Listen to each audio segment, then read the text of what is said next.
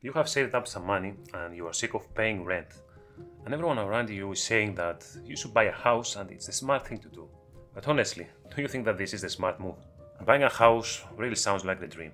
But depending on your timing, your life, your lifestyle, and some hidden costs that people rarely talk about, it could end up being a financial headache. I've had this conversation so many times with friends, some of them who rent or some of them who own, and believe me, both sides have strong opinions. But there are a couple of things that most people don't consider while making this decision. In this video, I'll walk you through the real pros and cons of buying versus renting, like we do in our casual hangouts. And we'll talk about money, freedom, hidden costs, and the one thing that could make or break your decision. So, let's get right into it. Why buying a house sounds great, and sometimes it is. So let's start with the obvious. First of all, you are building equity, which means that over time, the home becomes more yours and less than banks. Every time you make a mortgage payment, a portion of that money is going toward owning more of your home. It's an investment for your future, basically. Mortgage payments help you build something that's yours.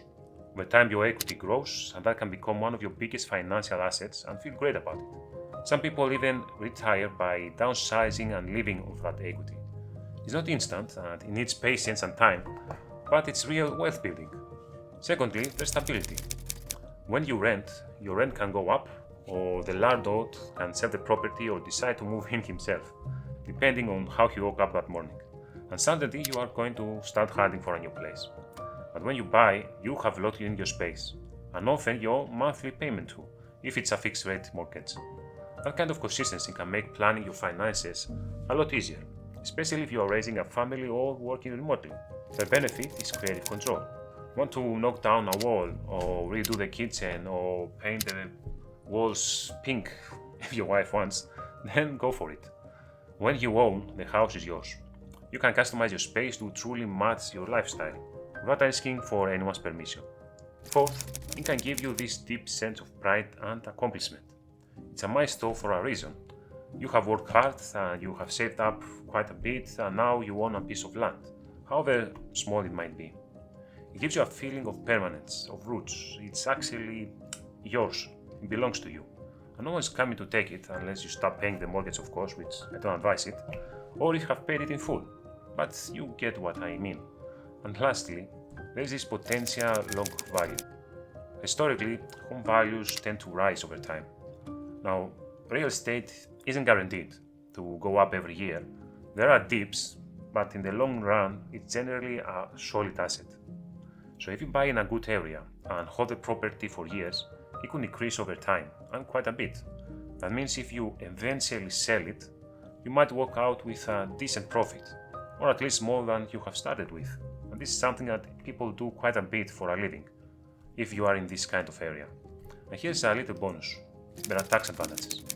Depending on where you live, you might be able to deduct mortgage interest on property taxes. Now, this depends on your income and your tax situation, so it's always good to talk to an accountant. But there are definitely some tax perks that residents don't really get. Alright, buying a house can be a great move, but like I mentioned earlier, here's what most people, believe it or not, don't consider when making this decision. It's not all sunshine and white picket fences, and let's start with the big one, upfront costs. Buying a home isn't just a matter of saving up for the down payment.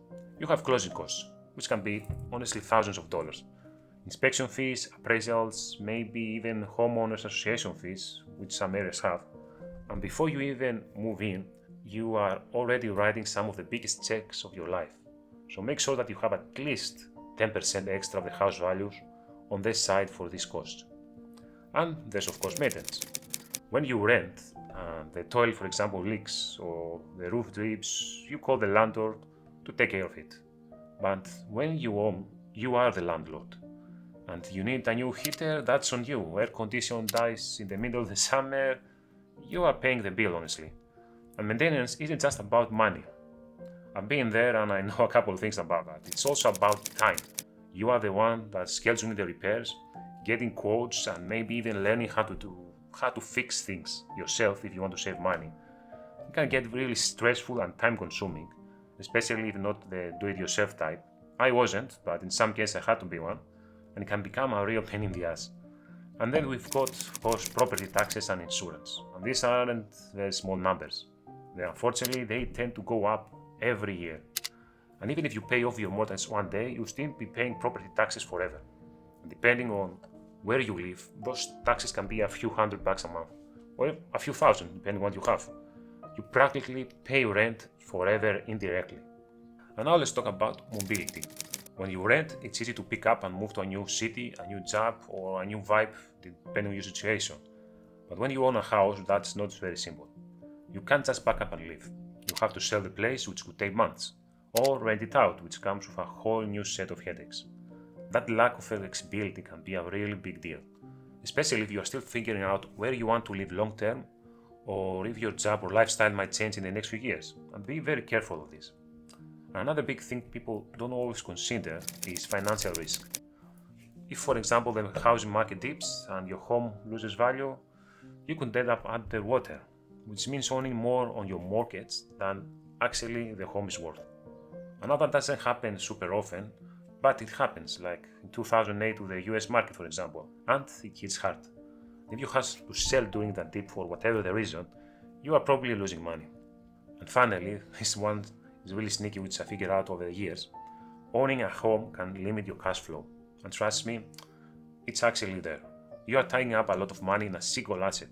And that's money you might have invested in the stock market if you are good at it, in a business, or in yourself. Why not? When you are house rich, cash poor, it can feel tight, even if technically you are building equity. So be careful of this. Yeah, owning a house has perks, but it also comes with a lot of responsibility, a lot of expenses, and a good bit of pressure. The key is to go in with your eyes wide open, if I can say that. Because buying a house isn't just a financial decision, it's a lifestyle decision too. So with that in mind, let's talk about renting. Renting often gets a bad rap. People usually say that you are just throwing money away. But honestly, that's a bit unfair, I believe. Renting has a lot of benefits, especially depending on where you are at in life. Let's start with the upsides. The pros of renting. Number one, flexibility. This is probably the biggest advantage. If you're not sure where you want to live long term, or if your job, relationship, or lifestyle might change, renting gives you some room to breathe. You can move when your lease is up, no strings attached, no worrying about selling a house, dealing with a buyer, or hoping that the market's right. Number two, there are fewer surprise expenses. When something breaks in a rental, it's usually not your problem. If the toilet is leaking, you call the landlord. If appliances break down, that's on them. And you don't have to worry about emergency repair costs coming out of your pocket, as long as your landlord is a very good landlord. Number three, there are lower upfront costs. Renting doesn't require a down payment, just a security deposit and maybe first and last month's rent. That means you can keep your cash liquid and available for other things. Investing, travel, education, starting a business, whatever it might be, you've got options. Number four, amenities without the hassle. Depending on where you rent, you might get perks like a gym, pool, security or package lockers, all included. You don't have to maintain a yard or shovel snow or worry about roof leaks. And that's a big win for the peace of mind. Number five, it's predictable monthly costs. Rent tends to be stable for the length of your lease. No surprise repair bills or fluctuating property taxes, and this makes budgeting a lot easier, especially if you're just starting out and trying to build financial stability. Now, what are the downsides of renting? Because renting isn't perfect either. First, this time you're not building equity. This is a big one. And when you pay rent, the money is gone basically. You're not owning none of something like you would with a mortgage, like we said earlier. You are helping someone else build wealth and not yourself. Second, there's less control. You can't remodel the kitchen or knock down a wall, and sometimes you can't even hang things on your wall without permission. Yeah, this happens also. And if the landlord decides to sell the property or raise your rent or even move in, you might be forced to move even if you don't want to, and that's when you got comfortable. Third, there are no tax benefits. Unlike homeowners, renters don't get to deduct mortgage interest on property taxes. So while your monthly cost might be lower, you're also missing out on some of the financial perks of ownership, like we mentioned before. Fourth, the rent increases. Depending on where you live, your rent can go up over the years, sometimes by a little, sometimes by a lot. It has happened to me in the past, and unfortunately, unless you are in a rent-controlled area, there's not much you can do about it. Fifth, there is less stability. Renting can feel temporary. Even if you love this place, it's not truly yours. There's always that sense that you are living in someone else's space and could kick you out any minute now.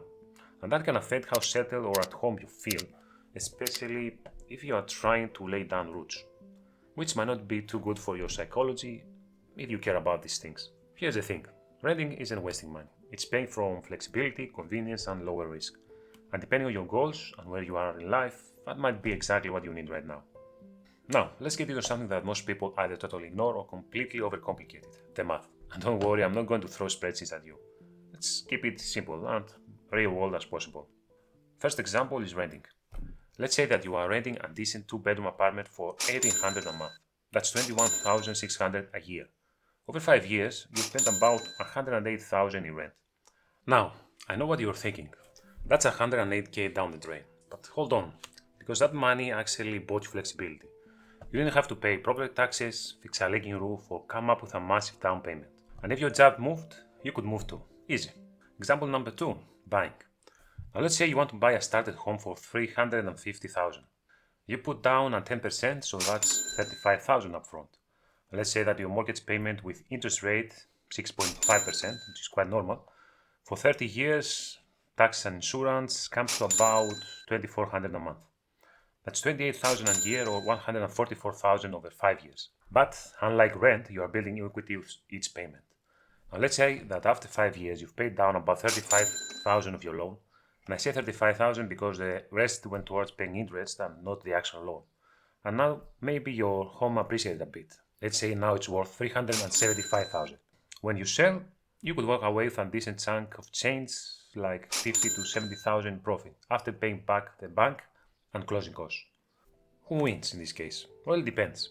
Yeah, I know it's the classic answer, but if you sell after 5 years, in this case, buying could put you ahead financially.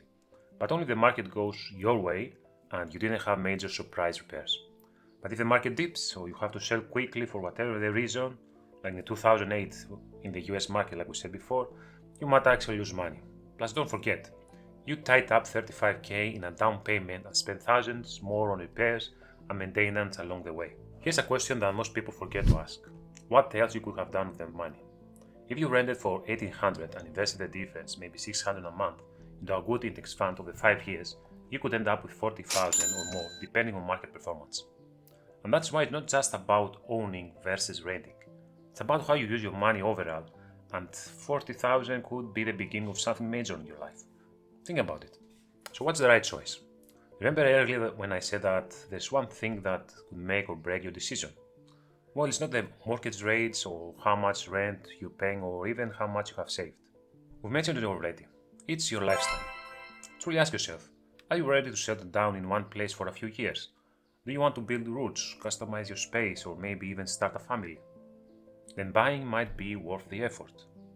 But if your life is still in motion, maybe your job might change, you're thinking about relocating, or just like the idea of packing up and moving when you feel like it, then renting gives you the flexibility without the commitment.